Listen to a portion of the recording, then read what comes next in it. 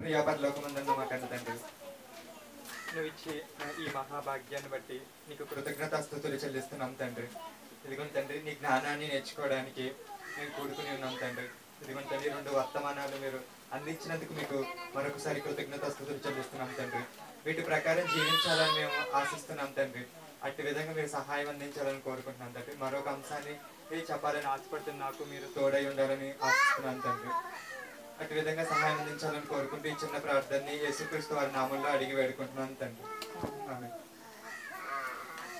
అందరికీ వందనాలండి.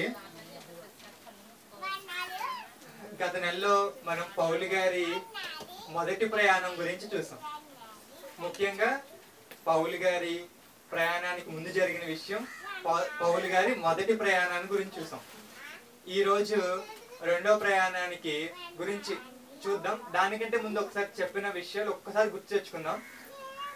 పౌలు గారు ఎక్కడ మారారండి?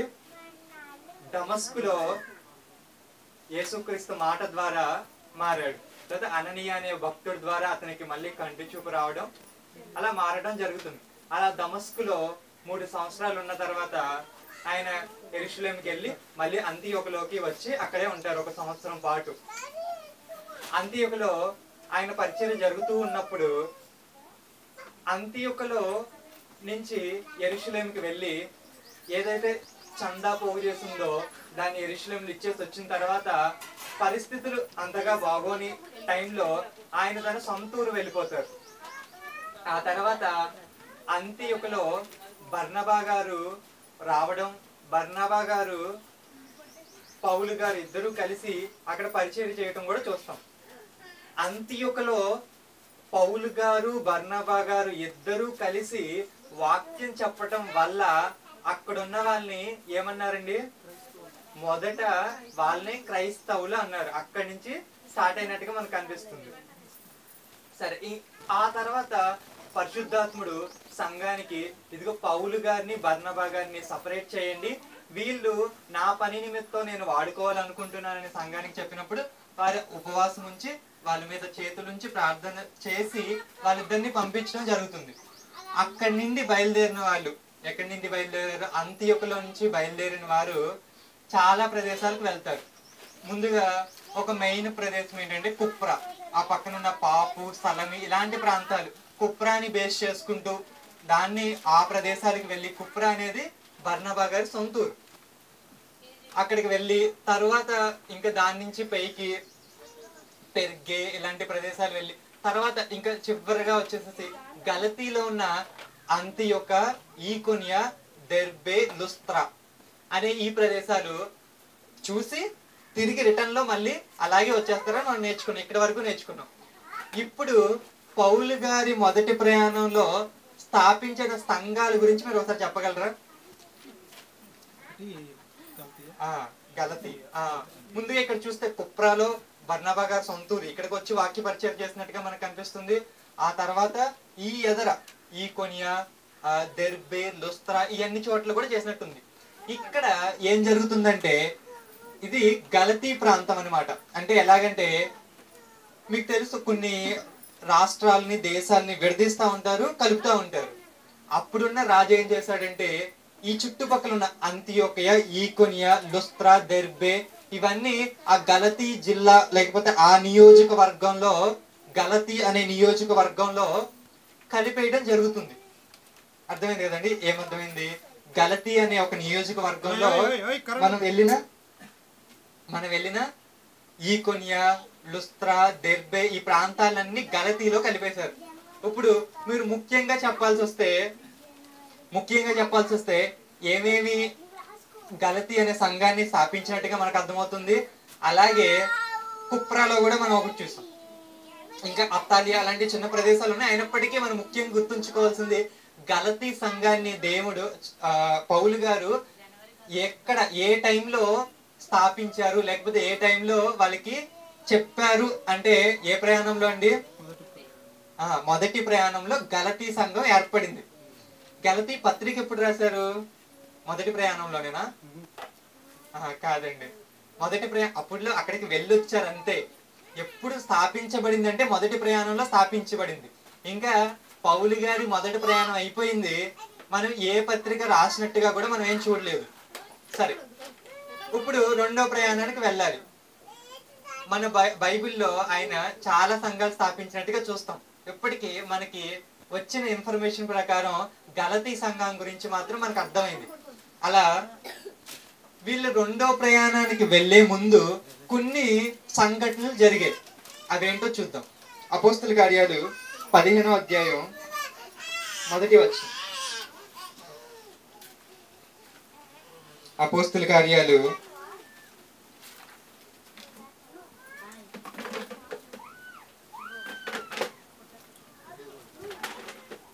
15వ అధ్యాయం మొదటి వచనం. ఇక్కడ పౌలు గారు మొదటి ప్రయాణం ఎక్కడ స్టార్ట్ చేశారండి? సిరియాలో ఉన్న అంతియోకులో స్టార్ట్ చేశారు. అలాగే మళ్ళీ రిటర్న్ ఎక్కడికి వచ్చేసారు? మొదటి ప్రయాణం అయిన తర్వాత అంతియోకుకు వచ్చేసారు. ఈ అంతియోకులో ఉన్నప్పుడు జరుగుతున్న సందర్భం ఇది. కొందరు యూదులు వచ్చి, ఎవరా కొందరు యూదులు? ఎక్కడి నుంచి వచ్చారు?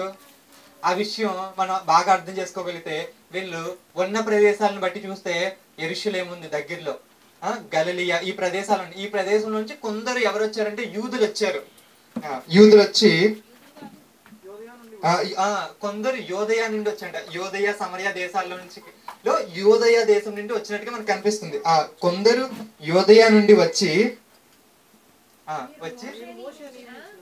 మీరు మోషే నియమించిన ఆచారము చొప్పున సున్నతి పొందితేనే గాని రక్షణ పొందలేరని సహోదరులకు బోధించిరి.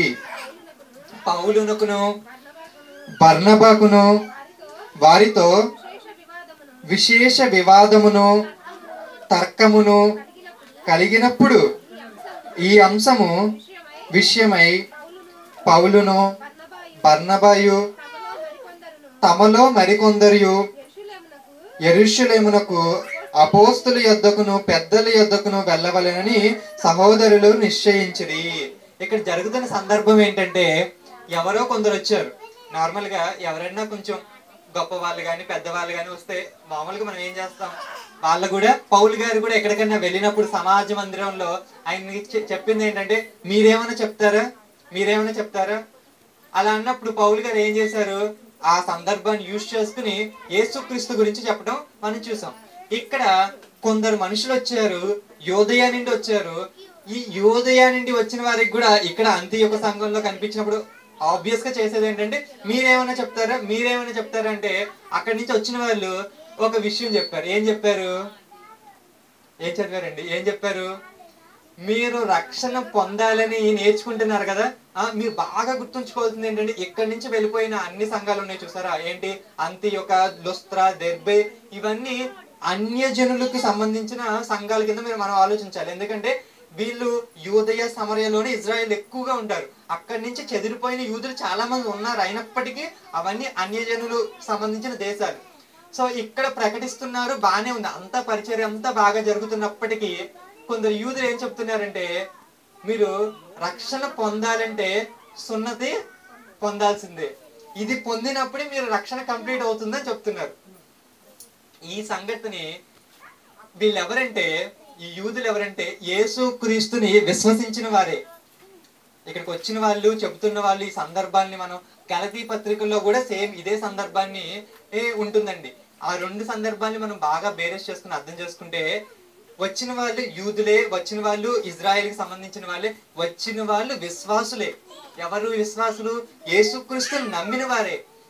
ఇప్పుడు వీళ్ళు చెబుతుంది ఏంటంటే, మీరు అన్ని చేస్తున్నారు కానీ ఇదిగో మోషే చెప్పిన ధర్మశాస్త్రం ప్రకారం ఆ సున్నతి పొందలేదు కాబట్టి మీకు రక్షణ రాదండి. పౌలు గారు, వీళ్ళు బర్నబా గారు, వీళ్ళు ఏం చెబుతున్నారంటే, ఇదిగో మీకు ఎవ్వరూ అవసరం లేదు. ఎవరు కావాలంటే యేసుక్రీస్తు ద్వారానే, ఆయన కుమారుడి యందు రక్షణ విశ్వాసం ఉంచడం వల్లే మీకు రక్షణ వస్తుందని చెబుతుంటే, వీళ్ళు వచ్చి సున్నత పొందాలి అంటున్నారు.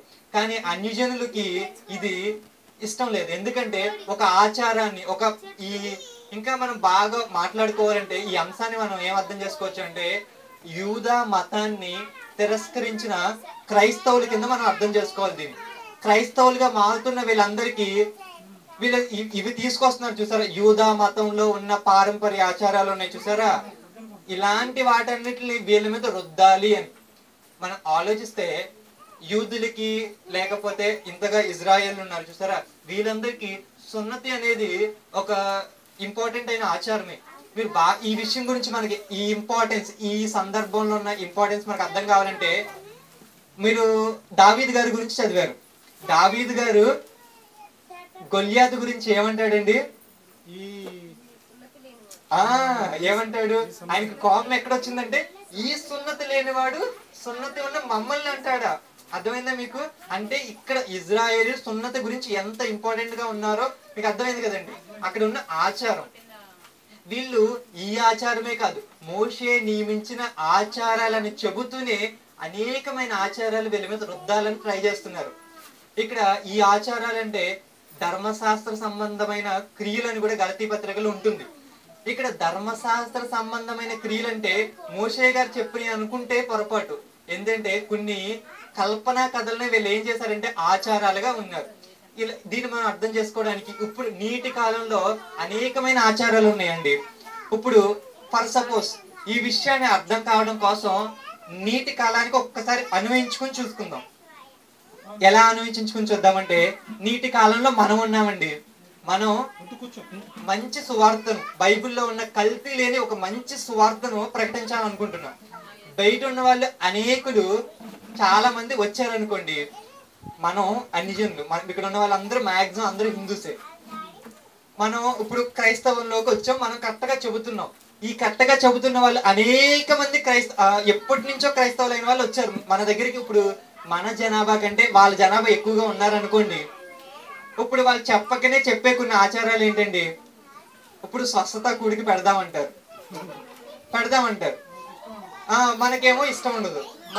ఇక్కడ కూడా సందర్భం అదే, క్రైస్తవులుగా మారారు వీళ్ళు. క్రీస్తు ప్రేమను బట్టి, క్రీస్తు మరణ పునరుద్ధరణ ఈ సువార్తను బట్టి మారిన వాళ్ళకి యూదా మత ఆచారాలు ఉన్నాయి చూసారండి. వీటిని చూసి వాళ్ళకి దీన్ని మేము ఆచరించలేము, మాకు ఇష్టం లేదు అన్న విషయాన్ని వీళ్ళందరూ చెబుతున్నారు.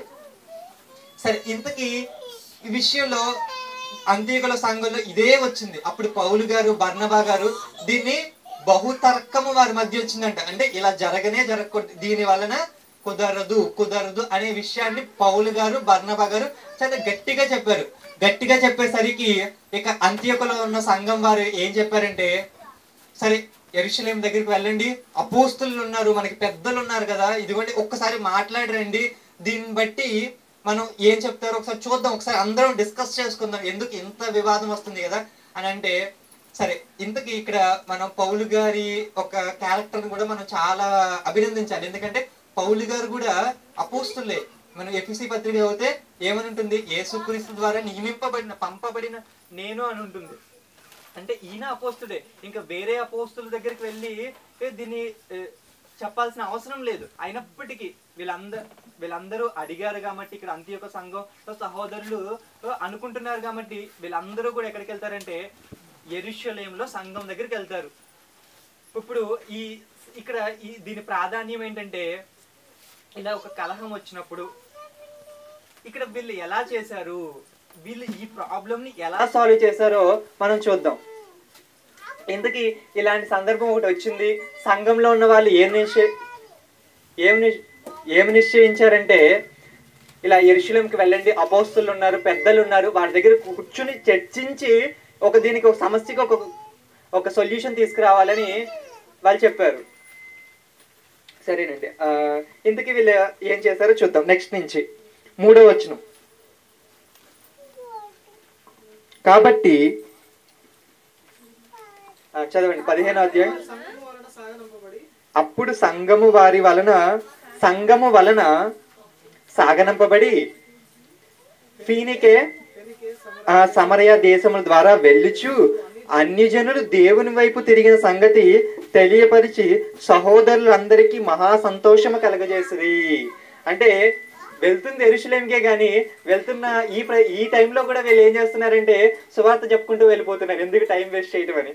సరేనండి, వారు యెరూషలేమునకు రాగా సంఘపు వారును అపోస్తుల పెద్దలను వారు చేర్చుకొనిరి. వారిని చేర్చుకొనిరి. దేవుడు తమకు తోడైయుండి చేసినవన్నీ వారు వివరించిరి. పరిసయ్యుల తెగలో విశ్వాసులైన కొందరు లేచి అన్యజనులు సున్నతి చేయింపవలెననియు మోషే ధర్మశాస్త్రము గైకొనుడనియు వారికి ఆజ్ఞాపింపవలెననియు చెప్పిరి. అప్పుడు అపోస్తులు పెద్దలు ఈ సంగతిని గూర్చి ఆలోచించుటకు కూడి వచ్చిరి.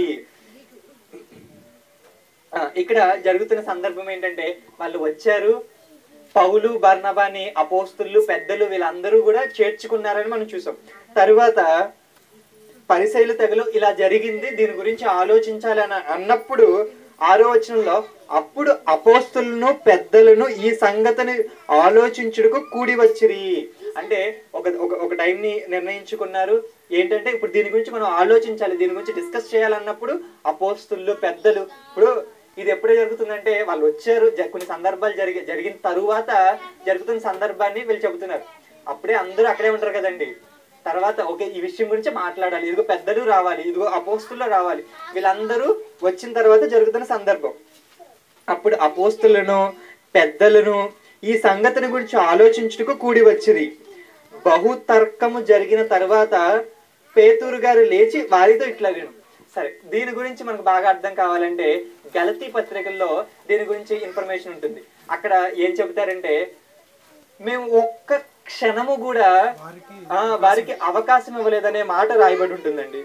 చూడగలిగితే గలతీయులకు రాసిన పత్రిక 2వ అధ్యాయం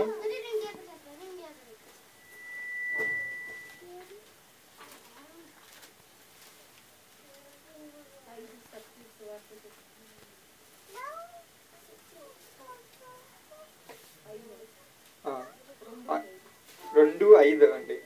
సువార్త సత్యము మీ మధ్య నిలిచిండుటకు మేము వారికి ఒక్క గడి అయినను లోబడుటకు ఒప్పుకొనలేదు. అంటే ఇక్కడ ఒక డిస్కషన్ జరిగింది, వీళ్ళ మధ్య తర్కము జరిగిందంటే వాళ్ళకి సంబంధించిన ఇన్ఫర్మేషన్ వాళ్ళు చెప్పారు, వీళ్ళకి సంబంధించిన ఇన్ఫర్మేషన్ వీళ్ళు చెప్పారు. కానీ ప్రతి దానికి మేము కౌంటర్ ఇచ్చాము, ఏదైతే చెప్పారో దాన్ని మేము సరి చేసాము. ఒక ఈ విషయం చెప్తున్నారు, ప్రతి విషయానికి కూడా మేము సమాధానం చెప్పాము. ఒక్క గడి అయినా కూడా మేము దానికి ఒప్పుకోలేదు. ఎందుకంటే ఇది ఒక ఆచారము, కుదరని ఆచారం, ఇది తప్పు కాబట్టి మాకు ఇది వద్దు అని మేము చెప్పాము. అప్పుడు పేతురు గారు, అందరికంటే పెద్దవాడైన పేతురు గారు చివరిగా మాట్లాడుతున్నారు. ఆయన ఏం చెప్తున్నారు మళ్ళీ అపోస్తల కార్యాలు చూద్దాం 15వ అధ్యాయం. ఇక్కడ మనం అర్థం చేసుకోవాల్సింది కూడా ఏంటంటే, ఎప్పుడైనా ఒక విషయం మీద తర్కం వచ్చినప్పుడు ఇలా అందరూ కూర్చోవాలి, ప్లస్ ప్రతి వాళ్ళకి మాట్లాడడానికి ఛాన్స్ ఇవ్వాలి. ఎందుకంటే వీళ్ళు ఒక్క గడి అయినా ఒప్పుకోలేదు అంటే దేనికి ఒప్పుకోలేదు, వాళ్ళు చెబుతున్న క్వశ్చన్స్కే కదా వీళ్ళు ఒప్పుకోలేదు. అంటే వాళ్ళకి మాట్లాడే ఛాన్స్ ఇవ్వాలి, మనము మాట్లాడాలి. ఏదైతే తప్పుందో సర్లే అనే ధోరణిలో కాదు, కానీ ఎలా చెప్పాలంటే ఏది కరెక్టో దాని మీదే బేస్ అయ్యి ఉండాలి. వీళ్ళు ఒక్క క్షణం అదే పోనీ ఒక పాయింట్ చెప్పిన తర్వాత 2వ పాయింట్కి సర్లే ఈ పాయింట్ వాళ్ళకి వదిలేద్దాం అనేది కాదు. ఒక్క గడి అయినా ఒప్పుకోలేదంటే బైబిల్ ప్రకారంగా ఏది కరెక్టో దాన్నే తెలపాలని మనకు అర్థమవుతుంది.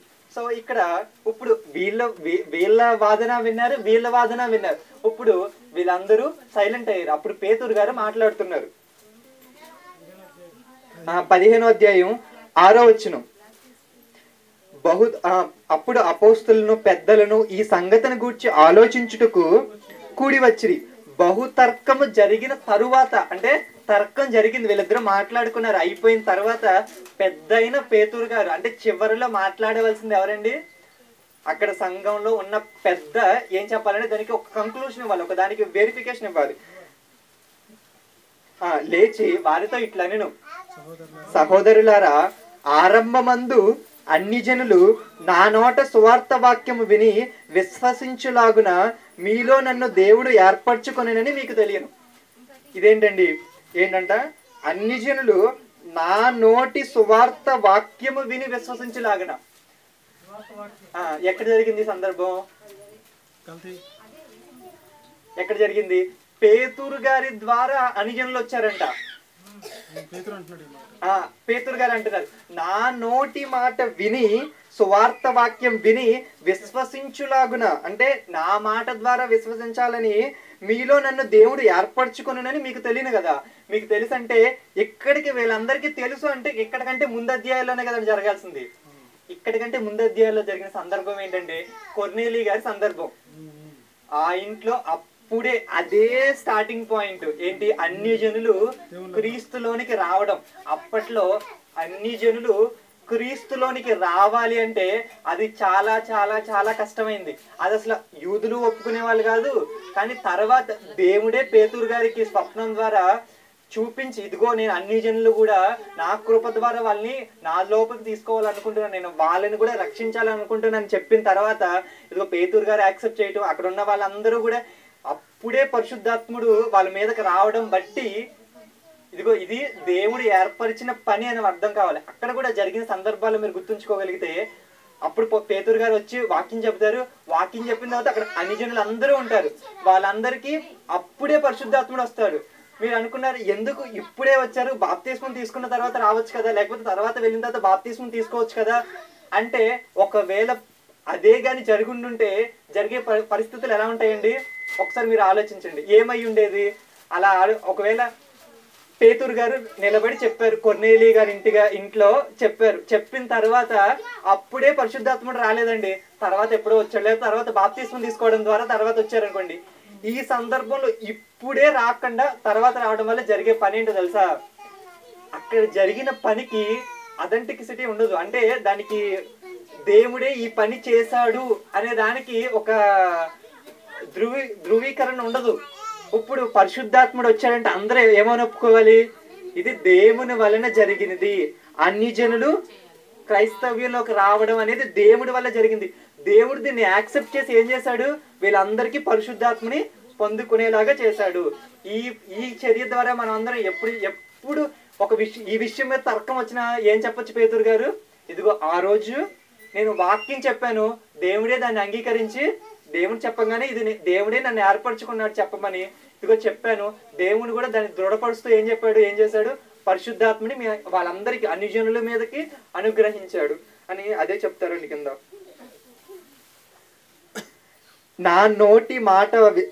నా నోట సువార్త వాక్యం విని విశ్వసించులాగును మీలో నన్ను దేవుడు ఏర్పరచుకునని మీకు తెలియను. అదే కొర్నేలి గారి సందర్భం. మరియు హృదయములు ఎరిగిన దేవుడు మనకు అనుగ్రహించినట్టుగానే వారికి పరిశుద్ధాత్మనికి అనుగ్రహించి వారిని గూర్చి సాక్ష్యం ఇచ్చెను. వారి హృదయములను విశ్వాసము వలన పవిత్రపరిచి మనకును వారికి ఏ భేదమును కనపరచలేదు గనుక మన పితరులైనను మనమైనను మోయలేని కాడిని శిష్యుల మెడ మీద పెట్టి మీరెందుకు దేవుని శోధించుచున్నారు. ఇదిగో ఇక్కడ పేతురు గారి ఈ జడ్జిమెంట్ ని మనం బాగా ఆలోచిస్తే, ఇదిగో నేను ఎక్కడ ఉంటున్నాను? యెరూషలేములో ఉంటున్నాను. ఇదిగో ఇదందరూ చుట్టుపక్కల ఉన్న వాళ్ళందరూ యూదులే. ఇప్పుడు వీళ్ళు పౌలు గారు బర్నబా గారు కూడా వచ్చారు. వీళ్ళు కావాల్సిన వాళ్ళే. ఇంకా తీసుకొచ్చిన యూదులు యేసుక్రీస్తుని నమ్మని యూదులు కాదండి, నమ్మిన యూదులే. వీళ్ళందరూ కూడా యేసుక్రీస్తుని నమ్మిన యూదులే. కాకపోతే మామూలుగా ఉండేదేంటి, ఇప్పుడు మీరు ఒక ఆచారాన్ని ఫాలో అవుతూ వస్తున్నారు అనుకోండి, ఆ ఆచారాన్ని విడిచిపెట్టేయండి అంటే ఎవరికన్నా ఎలా ఉంటుంది? కొంచెం ఇబ్బందిగా ఉంటుంది. కొంచెం అది అంత ఈజీగా తీసుకోలేదు. ఇక్కడ వీళ్ళు కూడా యూదులు కూడా క్రైస్తవంలోకి అయితే వచ్చారు, కానీ వచ్చిన తర్వాత కూడా యాక్సెప్ట్ చేయలేకపోతున్నారు. ఏంటంటే మోషే ధర్మశాస్త్రంలో వీళ్ళు కొన్ని చెప్పిన వాటిని ఫాలో అవ్వట్లేదు. ఇదిగో ఇది మన ఆచారం కదా, ఇది ఎక్కడ మరుగైపోతుందో, ఇక మన మోషే చెప్పిన ఈ ధర్మశాస్త్రంలో ఉన్న ఆజ్ఞలన్నీ మరుగైపోతాయేమో, ఇవన్నీ అంటే మన ఉనికే ప్రశ్నార్థకం అయిపోతుంది అని ఇలా ఆలోచించుకుని వాళ్ళు ఏం చేస్తున్నారంటే, ఇది ఫాలో అవ్వాలి, ఖచ్చితంగా సున్నతి ఫాలో అవ్వాలి, లేకపోతే కొన్ని పారంపర్య ఆచారాలు ఇవన్నీ చూస్తారు, ఇవి ఫాలో అవ్వాలి. కానీ అంతకంటే శ్రేష్టమైన అప్పటికి వీళ్ళు ఈ మాటలు చెబుతున్నారు చూసారు. అప్పటికి కొత్త నిబంధన లేదు వాళ్ళ దగ్గర, ఎవరి దగ్గర లేదు. ఎవరు చెబితే ఆ మాటలే వింటున్నారు. పౌలు గారు చెబుతున్నారు, బర్నబా గారు చెబుతున్నారు, పేతురు గారు చెప్తున్నారు. ఈ మాటలుగానే ఉన్నాయి, కానీ పుస్తక రూపంలో లేదు కదా. అందువల్ల దీనికి ఇంత తర్కం అనేది వాళ్ళ మధ్య జరిగింది. జరిగిన తర్వాత పేతురు గారు వీళ్ళేదో చెప్పారు వాళ్ళేదో చెప్పారని కాదు, కానీ ఏది కరెక్ట్ అనే దాన్ని అందరికంటే పెద్దవాడు కాబట్టి ఆయన ఏం చెప్తున్నాడంటే, ఇదిగో దేవుడు నా ద్వారానేగా తెరిచారు. మీరు చూసారు కదా, మీ అందరికీ తెలుసు కదా, ఆ రోజు కొర్నేలి సందర్భం మీ అందరికి తెలుసు కదా, దాన్ని దేవుడే చేశాడు అన్నట్టు ఒక పరిశుద్ధాత్ముడు కూడా అప్పుడు వీళ్ళందరూ అన్ని జనుల మీదకి వచ్చారు కదా. ఈ విషయం మీ అందరికీ తెలుసు కాబట్టి దీన్ని దేవుడే చేశాడు, కృప వలనే జరిగిందనే పదాన్ని అక్కడ వాడాడు. అంటే మీరు ఏదో చేయటం వల్ల నీతిమంతులు అవుతారు అనుకోవద్దు. మీరు ఏం చేయాలంటే విశ్వాసము వల్ల, యేసుక్రీస్తు యందు విశ్వాసం ఉంచడం వల్ల మీరు అందరూ నీతిమంతులు అవుతారు అని పేతురు గారు కంక్లూడ్ చేస్తారు. ఇక్కడ ఈ సందర్భాన్ని అనేక మంది బైబిల్ శాస్త్రవేత్తలు కానీ లేకపోతే బైబిల్ బాగా చదివే వాళ్ళు కానీ ఏమంటారంటే క్రైస్తవుల మొదటి సభ కింద దీన్ని అంటూ ఉంటారండి. ఎందుకంటే ఒక సందర్భం ఇలాంటి ఒక తర్కం వచ్చినప్పుడు అందరూ కూర్చుని ఒక డిస్కస్ చేసుకుని ఒక మీటింగ్ లాంటిది కాబట్టి పెద్దలు, ఇంకా ఈ సభకి అధ్యక్షుడిగా ఉన్న యాకోబు గారు, ఇలా వీళ్ళందరూ ఉన్నారు కదా, ఒక మీటింగ్ లాగా జరిగింది కాబట్టి ఒక విషయాన్ని కంక్లూడ్ చేస్తూ డిస్కస్ చేశారు కాబట్టి క్రైస్తవ హిస్టరీలో ఫస్ట్ జరిగిన మీటింగ్ కింద దీన్ని కన్సిడర్ చేస్తారు. ఇక్కడ డిస్కస్ చేసిన టాపిక్ ఏంటంటే అన్ని జనులకి ఇదిగో ఇక్కడ చెబుతున్న ఈ సున్నతి పొందాలా వద్దా అనే విషయం గురించి వాళ్ళు విశ్లేషించారు. వీళ్ళిద్దరు వాదనలు విన్నారు, అక్కడ ఉన్న వాళ్ళందరూ విన్నారు. విన్న తరువాత తర్కం అయిపోయిన తరువాత పేతురు గారు లెగిసి మాట్లాడుతున్నారు. అందరికంటే పెద్ద అయిన పేతురు గారు మాట్లాడుతున్నారు. ఆయన చెప్పిన తర్వాత ఎలా ఉందో సభ మనం ఆలోచిద్దామండి. తర్వాత వచ్చిన 15వ అధ్యాయం 10 వరకు చదివాం కదా, 11 నుంచి. ప్రభువైన యేసు కృప చేత మనము రక్షణ పొంది ఉన్నామని నమ్ముచున్నాము కదా, అలాగే వారును రక్షణ పొందుదురు అని అనిను. అంతటా ఆ సమూహమంతయు ఓరకుండి, అంటే పేతురు గారు చెప్పిన మాటకి సభంతా ఏం చేసిందండి? ఊరుకున్నారు, అంటే అంగీకరించారు. ఇక ఇప్పటికి సభ జరుగుతున్న మనం క్రమంలో వాళ్ళు మాట్లాడారు, వీళ్ళు మాట్లాడారు. అందరికంటే పెద్ద అయిన పేతురు గారు కూడా చెప్పారు. కానీ మామూలుగా ఇలాంటి మీటింగ్స్ అన్ని ఇలాంటివి జరుగుతున్నప్పుడు సభకి ఒక అధ్యక్షుడు కూడా ఉంటారు.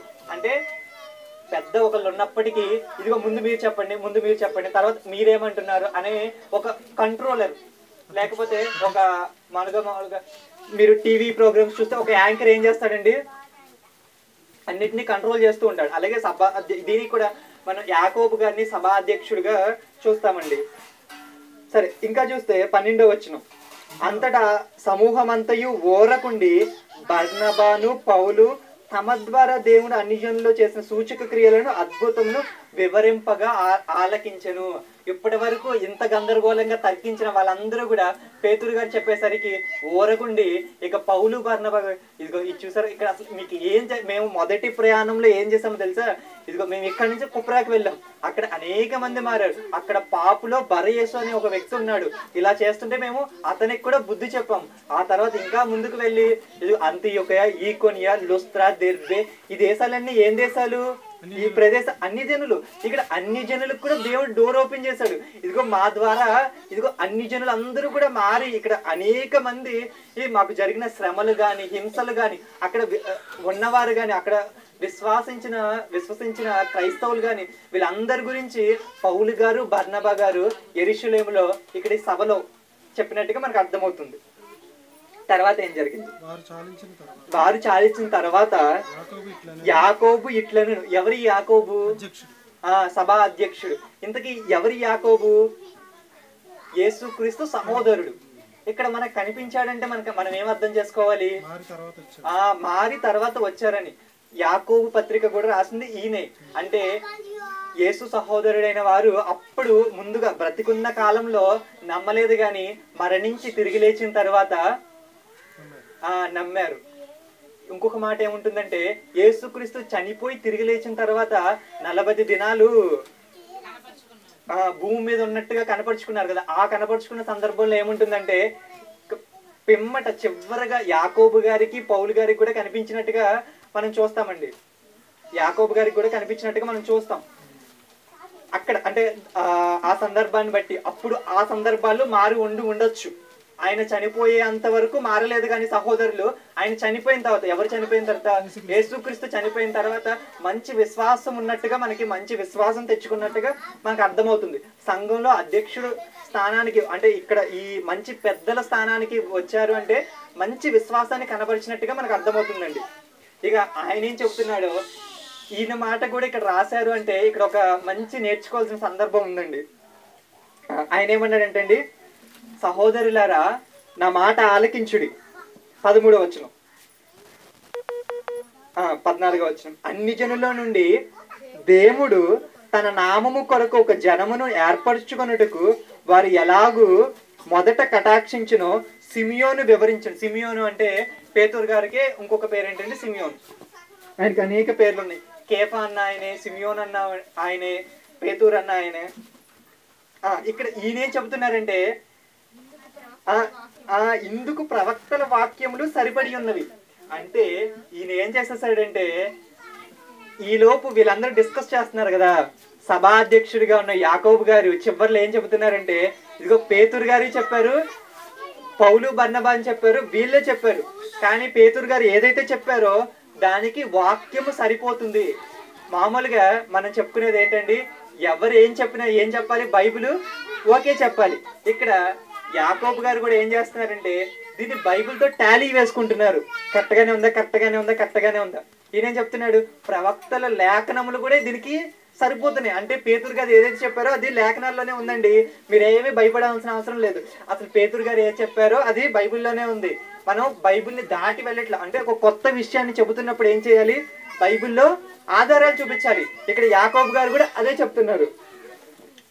అక్కడ ప్రవక్తల వాక్యములు సరిపడి ఉన్నాయి. ఎట్లనగా, ఆ తర్వాత నేను తిరిగి వచ్చేదను, మనుషుల్లో కడమవారును నా నామమును ఎవరు పెట్టబడినో ఆ సమస్తమైన అన్ని జనులను ప్రభువును వెదుకునట్లు పడిపోయిన దావీదు గుడారమును తిరిగి కట్టెదనని, దాన్ని పాడైన వాటిని తిరిగి కట్టి దాన్ని నిలబెట్టి అనాది కాలం నుండి ఈ సంగతులు తెలియపరిచిన ప్రభు సెలవిచ్చుచున్నాడు. అక్కడ ఏముందంటే, ఈ సమస్తమైన అన్ని జనులను ప్రభువును వెతుకున్నట్లు.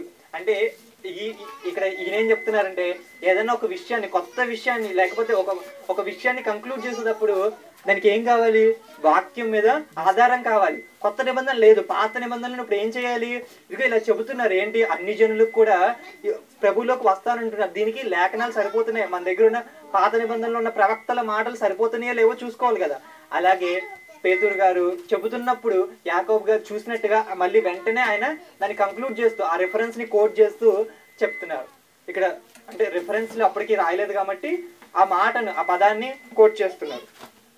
సరే, ఇక్కడ తర్వాత కాబట్టి అన్ని జనుల నుండి దేవుని వైపు తిరుగుచున్న వారి మనసు కష్టపెట్టక విగ్రహారాధన సంబంధమైన అపవిత్రతయు జారత్వమును గొంతు పిసికి చంపిన దాన్ని రక్తము విసర్జించడం వారికి పత్రిక రాసి పంపవలని నా అభిప్రాయం. ఏలయనగా సమాజ మందిరంలో ప్రతి విశ్రాంతి దినమున మోషే లేఖనం చదువుట వలన మనుషుటి తరము నుండి అతని నియమమును ప్రకటించి వారు ప్రతి పట్టణంలో ఉన్నారని చెప్పింది. ఇప్పుడు ఈ విషయాన్ని మనం ఎక్కడెక్కడ చెప్పాలండి, ప్రతి చోట చెప్పాలి కదా. ప్రతి చోట చెప్పాలి కాబట్టి ఇది అన్ని జనులు ఏమేం చేయాలో ఒక పత్రిక రాసి పంపితే బాగుంటుందని యాకోబు గారు చెప్తారు. అలాగే తర్వాత పత్రికని ఇచ్చి కూడా పంపిస్తారు. తర్వాత మనం చూడగలిగితే, అంతటా సహోదరుల ముఖ్యులైన బర్సబ్బాను మారుపేరు కలిగిన యోధాను శీలను తమలో ఏర్పరచుకుని, ఈ విషయం మీరు బాగా గుర్తుంచుకోవాలి. రెండో ప్రయాణంలో శీలా వస్తాడు. శీలా ఎక్కడి నుంచి వచ్చాడు, యెరూషలేములో. ఇప్పుడు ఈ పత్రిక రాసి పంపించాలి కదా, ఇదిగో మీకు సున్నత గురించి సహోదరులందరూ ఇలా చెప్పారు కదా, ఈ సున్నతిని మీరు ఫాలో అవ్వాల్సిన అవసరం లేదు, కానీ జారత్వము, కామకత్వము ఇలాంటి వాటిని, విగ్రహారాధన సంబంధమైన అపవిత్రత, జారత్వము, గొంతు పిసికి చంపిన దాన్ని రక్తము విసర్జించుటకు పత్రిక రాసి పంపాలి. అంటే ఈ మంచి మాటలు ఏవైతే, మీరు జారత్వం చేయకూడదు, దొంగతనం చేయకూడదు, ఇలాంటి వాటిని, ఇలాంటి విధులు ఎందుకు మీరు నిలకడగా ఉండాలి అని ఒక పత్రిక రాసి పంపాలి అని యాకోబు గారి మాట. ఈ పత్రికను తీసుకువెళ్ళడానికి వీళ్ళు ఏం చేస్తున్నారు, యోధాని శీలని పంపిస్తున్నారంట. ఒక క్వశ్చన్, ఎందుకు పంపించాలి వీళ్ళని? అవును అవును, ఇది కరెక్ట్. పెద్దలు వచ్చారు, న్యాయం చేశారు. ఇంకొకటి ఏంటంటే, అంత్యోకులోకి వెళ్ళి పౌలు గారి చెప్తున్నారు అనుకోండి, ఇదిగో అక్కడికి వెళ్ళి జరిగిందని కరెక్ట్ గా చెప్తున్నాడు లేదు, ఎలా తెలుస్తుంది? ఇప్పుడు సాక్ష్యంగా కూడా ఉంటది కదా. లేకపోతే వాళ్ళు వచ్చి మేము అన్న యెరూషలేముకి వెళ్ళాము, వాళ్ళు కూడా ఇదిగో ఈ సున్నత కావాలనే చెప్పారన్నారు అనుకోండి, పౌలు గారు మేము యెరూషలేముకి వెళ్ళాం వద్దని వీళ్ళు చెప్పి కావాలని వాళ్ళు చెప్పారనుకోండి, మళ్ళీ బోల్డ్ అంతా ఇది వస్తుంది. సో అందుకని తెలివిగా వీళ్ళు ఏం చేశారంటే, యోధాని శీలని, వాళ్ళలో పెద్దలైన వాళ్ళని పంపించారు. ఎందుకు పంపించారంటే, ఒక సాక్ష్యంగా, ఒక కరెక్ట్ గా చెప్పేదన్నట్టుగా ఉన్నట్టుగా. సరే, ఇప్పుడు మనకి యూదా, శీల ఈ విషయాలు అర్థం. వీళ్ళు ఇదే పత్రిక రాసి పంపిస్తారు. ఈ పత్రికని పౌలు గారు, బర్నబా గారు వీళ్ళతో అంత్యోకుతో పంపించిన ఈ పత్రిక ప్రతులను అనేక చోట్ల తర్వాత రెండో ప్రయాణంలో వెళ్ళినప్పుడు కూడా పౌలు గారు పంచినట్టుగా మనం చూస్తాం. ఇప్పటికీ మనం పౌలు గారి రెండో ప్రయాణానికి ముందు జరిగిన సందర్భం ఒక పార్ట్ అయిపోయింది, రెండో పార్ట్ చాలా చిన్నగా అయిపోతుంది. ఒక్క నిమిషంలో మనం ఒక 10 నిమిషాల్లో అవగొట్టేద్దాం. ఏంటంటే అయిపోయింది కదండి. ఇప్పుడు మళ్ళీ తిరిగి యెరూషలేము నుంచి అంతియోకులోకి వస్తారు. అంతియోకులో వచ్చేసిన తర్వాత పౌలు బర్నబా ఇలా అనుకుంటారు. ఎలా అనుకుంటారు? మనం అనేకమైన సంఘాలు స్థాపించాం కదా, ఇదిగో మనం వచ్చి కూడా చాలా రోజులైంది, ఒకసారి వాళ్ళని మళ్ళీ చూసి వద్దాం అని అంటే బర్నబా గారు అంటారు, మార్కును కూడా వెంట పెట్టుకుని వెళ్దాము. ఎవరు ఈ మార్కు? కాదు, అక్కడ మనం మొదటి ప్రయాణంలో సగం దూరం వచ్చిన తర్వాత వెళ్ళిపోయాడు చూసారా, యోహాను మారు పేరు కలిగిన మార్కు. ఈ మార్కును కూడా వెంట పెట్టుకుని వెళ్దామని బర్నబా గారు అంటారు. మరి పౌలు గారు అంటారు, లేదు అతను మధ్యదారిలోంచి వెళ్ళిపోయాడు. ఇంకా అంటే ఆ సిచ్యువేషన్ గురించి అర్థం అవడం కోసం చెప్తున్నాను. పౌలు గారు అప్పటికి ఆల్రెడీ ఆయనేమి పడుచు వయసులో లేరు, వాళ్ళకి సహాయం కావాలి, కొన్ని మందిని తీసుకువెళ్ళాలి వాళ్ళకి తోడుగా. బర్నబా గారు పౌలు గారి కంటే పెద్దోడు, వీళ్ళిద్దరికి ఒక యవ్వనుడు కావాలి, మార్కును తీసుకువెళ్దామని ఆయన అన్నారు. కానీ మధ్యలో వచ్చారు అనుకోండి, ఈ పరిచర్య అంతా ఎవరు చేస్తారు? అందువల్ల పౌలు గారు ఏంటంటే వద్దు అన్నారు. వీళ్ళిద్దరి మధ్య బహుతర్కం జరుగుతుంది. ఈ తర్కం గురించి మనం ఒక నిమిషం మాట్లాడుకోవాలి. తర్కం జరిగిన తర్వాత ఏమవుతారంటే పౌలు బర్నబా గారు వేరైపోయారు అని బైబిల్లో మాట రాయబడి ఉంటుంది. ఈ మాట అనేకమైన ఏంటంటే తప్పు బోధలకి చాలా ఆస్కారం ఉన్న పదం అండి. ఇక్కడ వేరైపోయారు అని ఉంది, కానీ వాళ్ళిద్దరూ ఏదో కొట్టుకున్నట్టు లేకపోతే వాళ్ళిద్దరూ దేనికోసమో వేరైపోయినట్టుగా కాదండి. మీరు ఒకసారి బాగా ఆలోచించాలి. నీటి సంఘాల్లో కూడా కొన్ని జరుగుతుంది ఏంటంటే కొన్ని వేరవుతూ ఉంటారు. దేనికోసం వేరవుతున్నారు? పరిచర్య కోసం వేరవుతున్నారా, లేకపోతే పేరు కోసం వేరవుతున్నారా, లేకపోతే వాళ్ళకేదో ఎక్కువ కావాలని వేరవుతున్నారు? ఈ విషయాన్ని మనం బాగా గుర్తుంచుకోవాలి. ఇక్కడ బర్నబా గారి గురించి జరిగింది ఏంటో మాత్రమే మనం ఆలోచిద్దాం. ఇక్కడ బర్నబా గారి గురించి జరిగిన సందర్భం గురించి ఒకసారి ఆలోచిద్దాం. బర్నబా గారి పేరేంటండి? అపోస్తుల కార్యాలు 4వ అధ్యాయం చివరి వచనం. అపోస్తుల కార్యాలు 4వ అధ్యాయం చివరి వచనం 36వ వచనం. ఆ కుప్రలో పుట్టిన లేవీయుడగు యోసేపు, యేసుక్రీస్తు అపోస్తుల్లో ఒక యోసేపు ఉంటాడు, ఆయన హతసాక్షి అయిపోతాడు. ఆ యోసేపు ఈ యోసేపు కాదు, ఇతను వేరే యోసేపు అను ఒకడు ఉండెను. అతనికి అపోస్తులు హెచ్చరిక పుత్రుడు, దానికే ఫుట్నోట్లో ఏముంటుంది? ఆదరణ పుత్రుడు అంటుంది. ఈ పేరు ఆయన తత్వమును బట్టి పెట్టబడింది అపోస్తల ద్వారా. ఇంతకీ పౌలు గారిని ఆదరించింది ఎవరు? యెరూషలేముకి వచ్చినప్పుడు పౌలు గారిని ఎవ్వరూ నమ్మరండి. బర్నబా గారు, ఇదిగో ఇతను కంప్లీట్ గా మారిపోయాడండి, దమస్కులో కూడా పరిచయం చేసి వచ్చాడు, ఇక్కడ కూడా మంచిగా ఉంటున్నాడు అని అపోస్తులకు పరిచయం చేసిందే బర్నబా గారు. తర్వాత పరిస్థితులు అంతగా బాగోలేదన్నప్పుడు పౌలు ఎక్కడికి వెళ్ళిపోతాడంటే తన సొంతూరు వెళ్ళిపోతాడు. ఆ పేరు నేను మర్చిపోయాను. ఆ సొంతూరు వెళ్ళిపోతాడు. ఆ పక్కనే ఏముంటుందంటే అంతియోక ఉంటుంది. అంతియోకలో ఇదిగో మంచి వాక్యం బాగా చెప్తున్నారని అపోస్తలు అందరూ బర్నబాని అంతియోకకు పంపిస్తే ఈ బర్నబా అంతియోకలో ఆ సంఘాన్ని చూసుకోకుండా, అంటే ఆ సంఘాన్ని చూసుకుని అక్కడ ఉండిపోవచ్చు, కానీ ఆదరణ పుత్రుడు కదా ఏం చేశాడంటే ఇదిగో పౌలు మారాడంట, ఇదిగో ఇక్కడికి వచ్చేసాడంట, ఇదిగో ఇక్కడే ఉన్నాడంట, ఏమవుతున్నాడు అసలు ఏం చేస్తున్నాడు అని ఒక ఆదరణ కోసం ఏం చేశాడంటే ఇతనే మళ్ళీ వెళ్ళి పౌలును వెంట పెట్టుకుని అంతియోకకు వస్తాడండి. అప్పుడు వీళ్ళిద్దరూ కలిసి అంతియోకలో పరిచయం చేస్తారు. అక్కడ పౌలు గారిని ఆదరించింది ఎవరు? ఇక్కడ అంతియోకలో ఇంత మంచి సంఘంలోకి పౌలు గారిని తీసుకొచ్చింది ఎవరు? బర్నబా గారేనండి. ఇక్కడ అందరూ పొరపాటు పడింది ఏంటంటే ఇక్కడ మార్కు అనే ఒక వ్యక్తి గురించి జరిగింది కదా. ఈ మార్కు బర్నబాకి చుట్టం లేదా సమీప బంధువుడు అవుతాడండి.